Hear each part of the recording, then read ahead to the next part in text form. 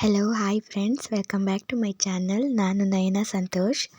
Friends, ಇವತ್ತಿನ special recipe ಏನಪ್ಪ ಅಂತ ಅಂದರೆ ಚಿಕನ್ ಕಬಾಬ್.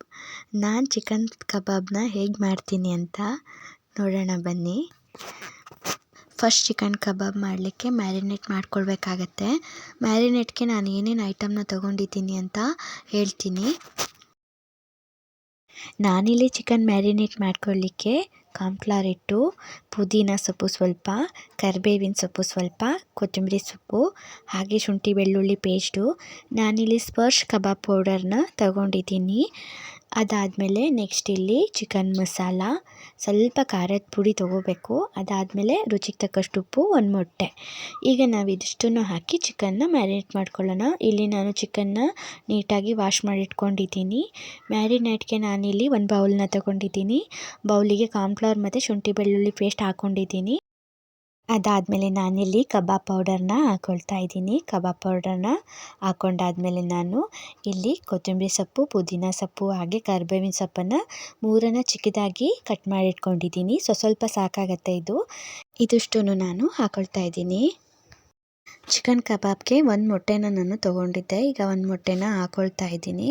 ಮೊಟ್ಟೆ ಹಾಕಾದ್ಮೇಲೆ ಸ್ವಲ್ಪ ಚಿಕನ್ ಮಸಾಲ, ಅದಾದಮೇಲೆ ಸ್ವಲ್ಪ ಖಾರದ ಪುಡಿ. ಯಾರು ಸ್ಪೈಸಿನ ಜಾಸ್ತಿ ತಿಂತಾರಲ್ಲ ಅವ್ರು ಸ್ವಲ್ಪ ಜಾಸ್ತಿನೇ ಹಾಕೋಬೋದು. ಅದಾದಮೇಲೆ ಸ್ವಲ್ಪ ರುಚಿಗೆ ತಕ್ಕಷ್ಟು ಉಪ್ಪು ಆಲ್ರೆಡಿ ಚಿಕನ್ ಮಸಾಲದಲ್ಲಿ ಇರುತ್ತೆ, ಆದರೆ ಈ ಮೊಟ್ಟೆ ಎಲ್ಲ ಹಾಕೋದ್ರಿಂದ ಉಪ್ಪು ಸ್ವಲ್ಪ ಕಡಿಮೆ ಅನಿಸುತ್ತೆ. ಆದ್ದರಿಂದ ಸ್ವಲ್ಪ ಉಪ್ಪನ್ನು ಹಾಕ್ಕೋಬೇಕು. ಅದಾದಮೇಲೆ ಈ ಥರ ನೀಟಾಗಿ ಕೈಯಲ್ಲೇ ಮಿಕ್ಸ್ ಮಾಡ್ಕೋಬೇಕಾಗತ್ತೆ.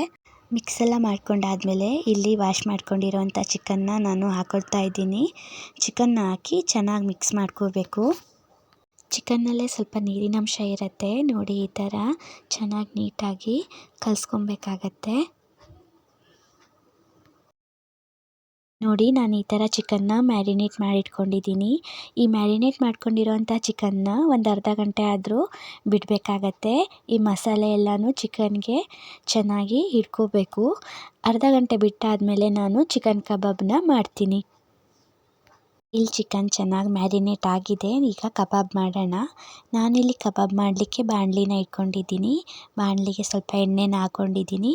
ಎಣ್ಣೆ ಸ್ವಲ್ಪ ಕಾದ್ಮೇಲೆ ಚಿಕನ್ ಕಬಾಬ್ನ ಒಂದೊಂದಾಗೆ ಬಿಡ್ತಾ ಇದ್ದೀನಿ. ಈ ಥರ ಒಂದೊಂದಾಗಿ ನೀಟಾಗಿ ಬಿಡಬೇಕಾಗತ್ತೆ.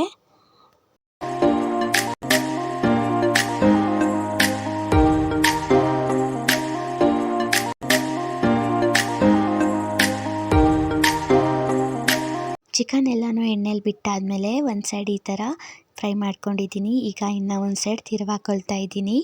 ಈ ಥರ ಎರಡೂ ಸೈಡು ಚೆನ್ನಾಗಿ ತಿರುವಾಕೊಂಡು ಫ್ರೈ ಮಾಡ್ಕೊಳ್ಬೇಕಾಗತ್ತೆ.